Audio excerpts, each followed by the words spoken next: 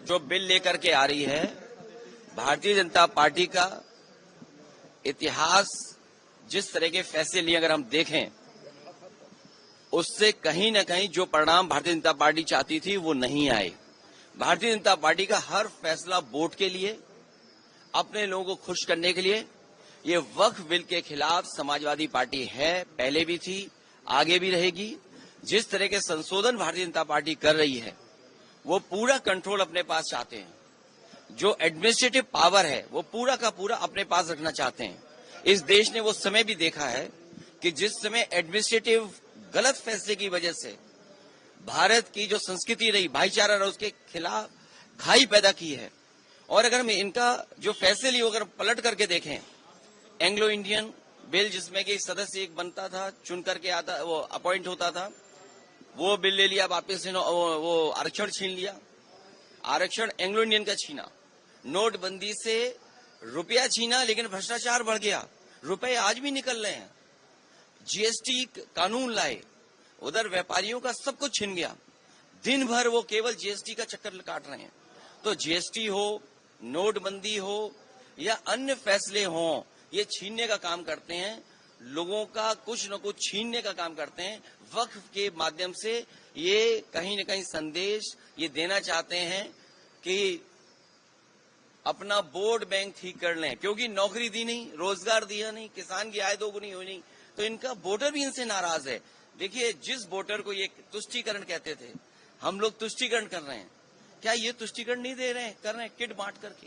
अभी ईद पर जो किट दी है, क्या ये तुष्टीकरण में नहीं आएगा? क्योंकि इनको पता है इनका वोट खिसक गया है। अभी तक तो ये हिंदू भाइयों को गुमराह करते थे, अब इनकी कोशिश है कि मुसलमान भाइयों को भी गुमराह कर दें। सर, वो कह रहे हैं वक्फ पे विपक्ष गुमराह कर रहा है। सर कह रहे हैं कि वक्फ पे आप एंग्लो इंडियन इन्होंने छीना, क्या विपक्ष ने गुमराह किया? आपने आरक्षण छीना, जो यहाँ पर लोकसभा में चुन करके आते थे, असेंबली में अपॉइंट होते थे, तो वो छीना आपने। नोटबंदी पे आपने कहा कि आतंकवाद खत्म हो जाएगा, इनके लोगों को माफी मांगने जाना पड़ा। क्या आप सोच सकते हो? फौज के गलत फैसले की वजह से, हालांकि नई बात बनती ये कहने की है, लेकिन फिर भी कह रहे हैं, एक घटना ऐसी हुई जिसमें इनको माफी मांगनी पड़ी फौज के बड़े अधिकारी को जाकर के, जो गलत एनकाउंटर हुआ था। तो इन्हीं की वजह से आतंकवाद बढ़ रहा है। नोटबंदी फैसला लिया, क्या भ्रष्टाचार नहीं बढ़ा? एक व्यापारी उत्तर प्रदेश में, जिसके इत्र व्यापारी था, कारोबारी, 250 करोड़ रुपए निकला था नोटबंदी के बाद, और ये कहा गया समाजवादी पार्टी का है। जब इनकी बदनामी हुई, इनका फैसला गलत हुआ, इन्होंने अपनी बदनामी छिपाने के लिए समाजवादी पार्टी के जो पूर्व एमएलसी उसके घर पे छापा मारा। तो जीएसटी सरलीकरण कह रहे थे, इसी लोकसभा में आजादी की तरह जश्न मना था जीएसटी का। जीएसटी से क्या व्यापारी संतुष्ट है? जीएसटी से करप्शन बढ़ा, महंगाई बढ़ी, और व्यापारी के सामने संकट पैदा हो गया। योगी आदित्यनाथ जी का कहना है कि शरद की जो नमाज है वो नमाज पढ़ने की जगह नहीं है।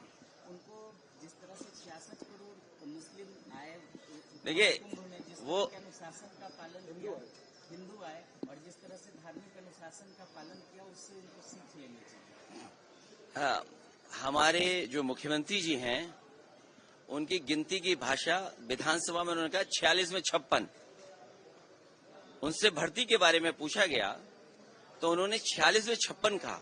और आप सब पढ़े लिखे लोग हैं, कोई इसमें ऐसा नहीं है जो थोड़ा बहुत गणित न जानता हो। 66 करोड़ लोगों का आना, मैंने मान लिया, स्वीकार कर लिया कि आए हैं, लेकिन क्या ये फिगर सही है? अगर 66 करोड़ लोग गिन सकते हैं ये लोग, तो बताओ जो 1000 हिंदू भाई श्रद्धालु खोए हैं, लगभग 1000 हिंदू भाई श्रद्धालु जो खोए हैं, उसकी गिनती, उसके नाम अभी तक सरकार नहीं बता पा रही है। जो हमारे श्रद्धालु श्रद्धा से आए, श्रद्धा भावना से आए, और वहां पर जाकर के उन्होंने कुंभ को संपन्न कराया, उनकी जान चली गई, किसी की मदद नहीं हुई, आज तक सूची नहीं आई। जो लोग एक्सीडेंट में आने जाने में जिनकी जान चली गई, उसके लिए क्या किया सरकार ने? जो हिंदू भाई 1000 खो गए, वो गिनती नहीं बता पा रहे हैं। जो मर गए उनका नाम नहीं बता पा रहे हैं, और 66 करोड़ गिन ली। और तब जब इन्होंने कहा कि डिजिटल कुंभ है, ड्रोन कैमरे हैं, सीसीटीवी है, मैं तो दावा करता हूं, मैं कहता हूं आपसे भी, इसमें आप भी सहयोग और मदद करें कि जो सीसीटीवी पे आया होगा भगदड़, क्या सरकार ने जारी किया उसको? और फिर सरकार की जांच में कहा गया कि जो संगम नोज है, त्रिवेणी है, वहां पर घटना के समय पर कुछ हजार ही मोबाइल नेटवर्क में आए थे। अगर मैं उन्हीं का स्टेटमेंट कहना मान लूं तो 50,000 लोग, 1 लाख लोग। सोचिए, जो सरकार 100 करोड़ का इंतजाम कर रही थी, वो 1 लाख लोगों को सुविधा नहीं दे पाई, जिससे भगदड़ जान चली गई। जान जाने वालों का नाम नहीं बता पा रहे हैं। ये सब इसलिए हो रहा है क्योंकि इन्हें बेरोजगारी की फिगर नहीं देना है, इन्हें महंगाई के बारे में चर्चा नहीं करनी है। किसान की आय दोगुनी हो, ये मैंने नहीं कहा, ये बीजेपी ने कहा किसान की आय दोगुनी होगी। इन्होंने मूंगफली नहीं खरीदी, सरसों के तेल वाले को कोई लाभ नहीं पहुंचाया, विदेशी सरसों तेल खा रहे हैं सब लोग। तो ये जो तमाम नाकामी है उसको छिपाने के लिए करें। और आज ही एक सर्वे आया है, सर्वे जो आया है उसमें उत्तर प्रदेश आखिरी है। एक बहुत प्रतिष्ठित मैगजीन ने सर्वे किया है सभी स्टेट्स का, और उसमें सबसे आखिरी में कोई दिखाई दे रहा है तो वो हमारा उत्तर प्रदेश है। और देखिए, इतिहास वही पलटना चाहिए जिस इतिहास से भविष्य बनता हो, वरना इतिहास को इतिहास ही रहने देना चाहिए। और सोचिए, ये एक सड़क पे नवाज की बात नहीं है। मैंने अधिकारी से पूछा, आईपीएस अधिकारी थे, कि ये बताओ, ये मुझे क्यों नहीं जाने दे रहे हो ईद के कार्यक्रम में? उनके पास कोई जवाब नहीं था। मुझे खुद ये कभी परंपरा नहीं रही है कि किसी सरकार के मुख्यमंत्री, एक्स चीफ मिनिस्टर को रोका जाए। इन्होंने ईद में नहीं शामिल हो, हम लोगों को रोका गया और इश्यू बने, क्योंकि इन्हें सूट करता है ये चीज कि ये इश्यू बने। ये जो किट बांटी जा रही है, आप समझ लीजिए, किट इसलिए बांटी जा रही है क्योंकि हिंदू भाई जाग गए हैं, पीडीए परिवार जाग गया। रामजी सुमन जी का घर तोड़ दोगे? हिटलर ने जो ट्रूपर्स बनाए थे, ये वही ट्रूपर्स हैं करनी सेना बीजेपी के, ये बीजेपी के नेता हैं। अगर वीडियो वो देख लो, एक बीजेपी का नेता मुझे क्या गाली दे रहा है, मेरा डीएनए पूछ रहा है। अरे मेरा डीएनए पूछ रहे हो, तुम अपना डीएनए टेस्ट क्यों नहीं कराते हो? अपना डीएनए टेस्ट भी करा लो। और राम भुआन निषाद गांव में जा रहा था, एक सांसद, कोई सुरक्षा नहीं उसको दे रही है सरकार। ये सरकार जिस तरीके से हिटलर ने ट्रूपर्स बना करके पॉलिटिकल लोगों को सबक सिखाता था, उसी तरह ये करनी सेना भारतीय जनता पार्टी के ये हिटलर के ट्रूपर्स की तरह काम कर रहे हैं। वो सोचिए, मुख्यमंत्री हो, कई थाने में बुलडोजर लेकर के चले जाए, तो बुलडोजर चला कौन रहा है? क्या स्टीयरिंग इनके हाथ में नहीं है अब क्या?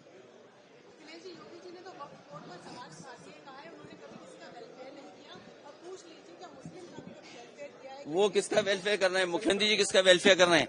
जो अभी इंडिया टुडे का एक बहुत महत्वपूर्ण कोई डेटा आया है, उसमें यूपी आखिरी है सामाजिक जो योजना है उसमें, लोगों के व्यवहार में। अच्छा, व्यवहार तो मुख्यमंत्री जी से ही देखा होगा उन्होंने। वो एएनआई वाले हमारे हैं साथी, एएनआई वाला साथी जानता है उनका व्यवहार कैसा है। और अगर आप देखना चाहें तो आर्काइव में देख लीजिए आप।